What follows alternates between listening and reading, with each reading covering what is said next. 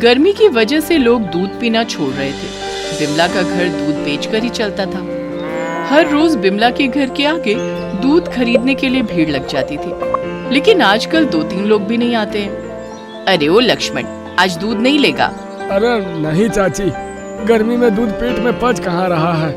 दूध पीने से पेट में गुड़गुड़ गुड़गुड़ आवाज आ रही है, पेट खराब हो रहा है और ऊपर से ब्लड प्रेशर बढ़ रहा है वो अलग।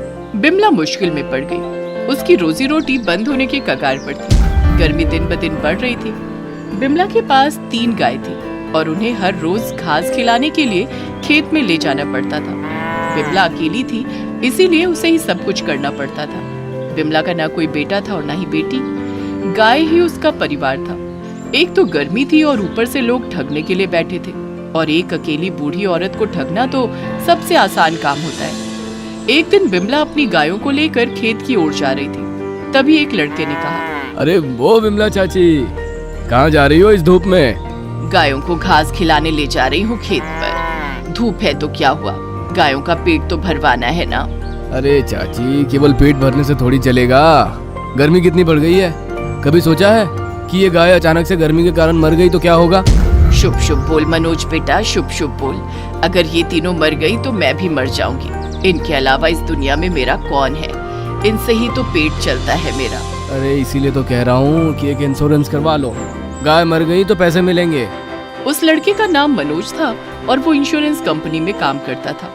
मनोज की बात सुनकर बिमला सोचने लगी, बात तो सही कह रहा है ये। घर में कुछ पैसे हैं, उन पैसों से एक इंश्योरेंस कर ही लेती हूँ। मनोज ने बिमला को ऐसी पट्टी पढ़ाई कि बिमला ने तीनों गायों का इंश्योरेंस करवाने का पैसा मनोज को दे दिया। लेकिन घर में जितने पैसे थे वो सब इंश्योरेंस में ही चले गए। लेकिन मनोज ने वो पैसा अपनी जेब में भर लिया। मनोज ने मन ही मन सोचा,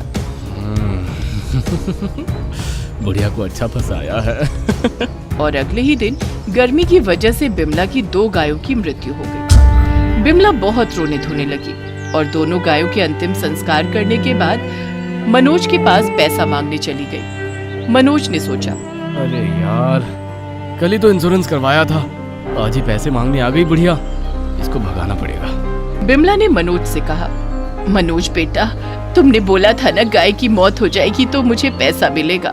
पैसा दो बेटा, घर में कुछ भी नहीं है, ऊपर से गाय भी मर गई। अब दूध कहाँ से आएगा और बेचूंगी क्या? अरे चाची, ऐसे थोड़ी होता है, इसमें टाइम लगता है। कितना टाइम लगेगा बेटा? टाइम आते आते तो मेरे ऊपर जाने का टाइम आ जाएगा। ऐसा नहीं है चाची, आप 2-3 दिन रुक जाओ, मैं कुछ इंतजाम करता हूँ। बिमला भोली थी, वो घर वापस आ गई। आते वक्त एक पेड़ से वो 2 आम तोड़ कर लाई। आज ये आम खाकर ही पेट भरना पड़ेगा, लेकिन मैं अपनी मोती को क्या खिलाऊं? बिमला की जो गाय जिंदा थी उसका नाम मोती था। मोती से बिमला बहुत प्यार करती थी। बिमला ने आम खाया और मोती को आम के छिलके और गुठली खाने के लिए दे दिए। मोती ने वही खाया। अगले दिन बिमला मोती का दूध निकालने लगी, लेकिन दूध निकालने के तुरंत बाद दूध फट गया।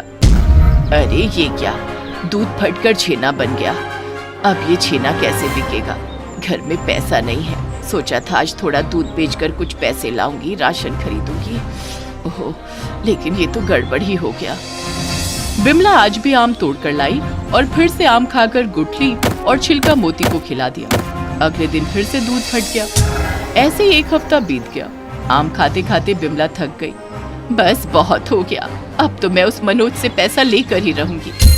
बिमला मनोज के घर पर गई और देखा वहाँ पहले ही गांव वालों की भीड़ लगी हुई थी। मनोज के घर पर ताला लगा हुआ था। अरे ये मनोज मेरा पैसा लेकर भाग गया।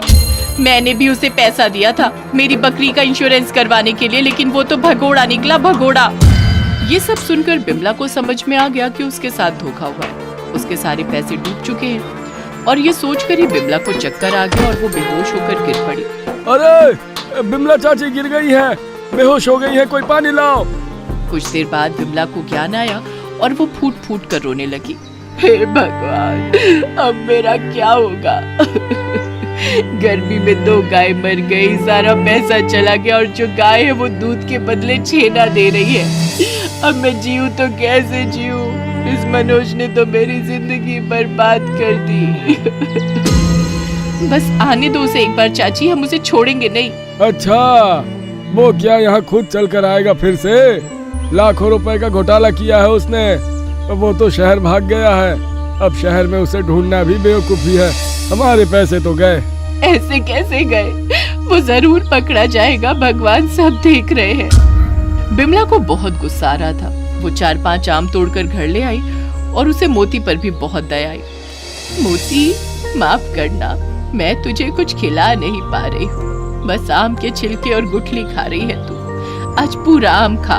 ये ले, ये 5 खा ले। मोती ने बड़े मजे से आम खाया।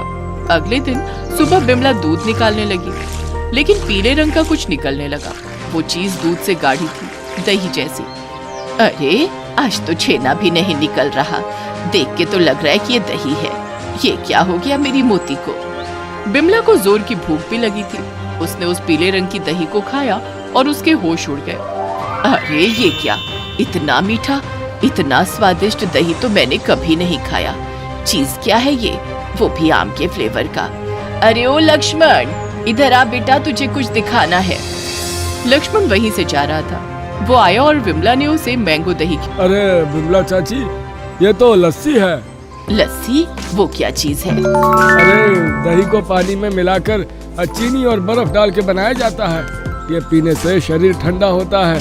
ये तो कमाल ही हो गया। गाय डायरेक्ट लस्सी दे रही है, वो भी मैंगो वाली। चाची, आप एक काम करो, आप इसमें बर्फ मिलाओ और बेचना शुरू कर दो। क्या बात कर रहा है? अभी कोई दूध नहीं खरीद रहा।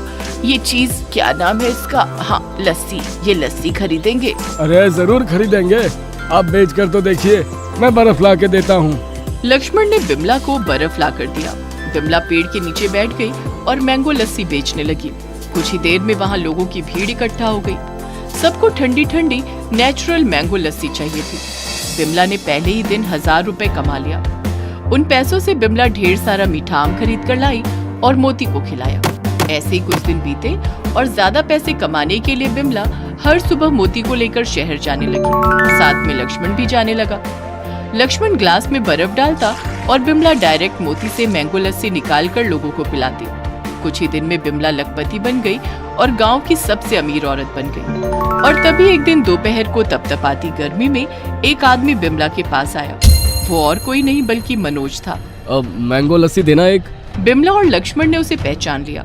मनोज का ध्यान कहीं और था, इसीलिए वो बिमला को पहले पहचान नहीं पाया था। लक्ष्मण ने मनोज को कसकर पकड़ लिया और मोती की पीठ पर लिटाकर उसे रस्सी से बांध दिया और उसे लेकर गांव चलाया। उस दिन मनोज को गांव के सभी ने पीटा।